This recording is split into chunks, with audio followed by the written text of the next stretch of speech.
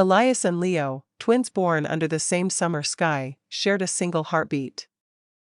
From building elaborate sandcastle empires on the beach to devouring sci-fi novels under a blanket fort, their lives were an interwoven tapestry.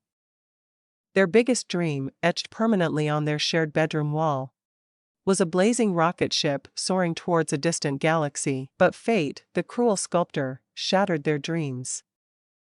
A car accident, swift and unforgiving, snatched Leo away, leaving Elias adrift in a sea of suffocating grief. The vastness of space, once a shared aspiration, became a stark reminder of his brother's absence. Earth felt too small, the air too thin. When a daring interstellar expedition seeking volunteers for a colonization mission to a newly discovered habitable planet was announced, Elias didn't hesitate. He signed up, a one-way ticket to a future painted in hues of uncertainty. The landing on Kepler 186f was a baptism by fire. Towering, iridescent flora swayed in an alien breeze, and the air thrummed with an unseen energy. It was during his first solo exploration that Elias stumbled upon a figure huddled amongst the crystalline rocks. Tall and slender, with iridescent skin and eyes like molten gold. It was Xylo, a fugitive from the ruthless Karkan Empire. Xylo, hunted for defying his people's militaristic ways, was wary of Elias. Yet, Elias, seeing a reflection of his own loss in Xylo's haunted eyes, chose compassion over fear. He aided Xylo in escaping the Karkan bounty hunters, their unlikely partnership forged in the crucible of a shared desperation. Days bled into weeks as Elias and Xylo navigated the uncharted territory.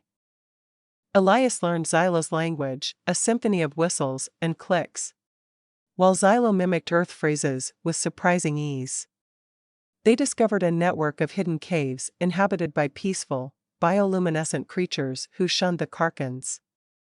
Through Xylo, Elias learned of the tyranny his new friend fled. The Karkan Empire, obsessed with conquest, subjugated entire planets. He vowed he wouldn't let Xylo face them alone.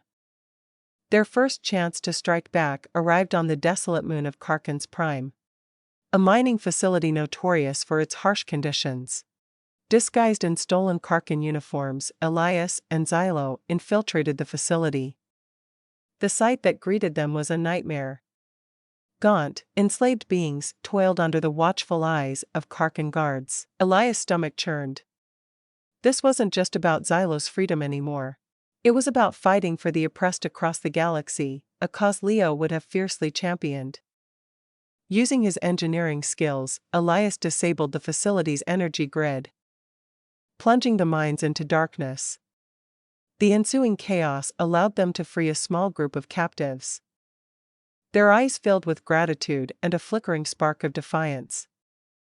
The escape was fraught with danger. The enraged Karkan guards opened fire, laser blasts scorching the air around them. Elias, adrenaline pumping, shielded the freed beings with his own body. Just as he felt a searing pain on his arm, Xylo threw a blinding grenade, creating a temporary diversion that allowed them to escape into the labyrinthine tunnels beneath the facility. The journey back to Kepler 186f was strenuous. Yet there was a new glint in Elias' eyes.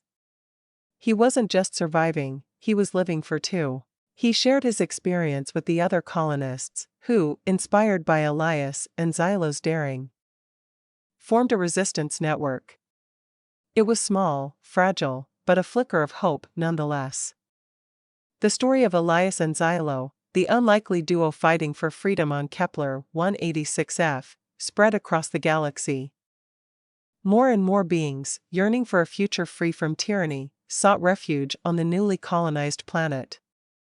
Elias, once adrift in grief, found solace in a new purpose. He led a ragtag team of resistance fighters, carrying Leo's memory in his heart. And the unwavering hope of a galaxy yearning for peace, a dream once shared under a summer sky, but now carried out amongst the stars.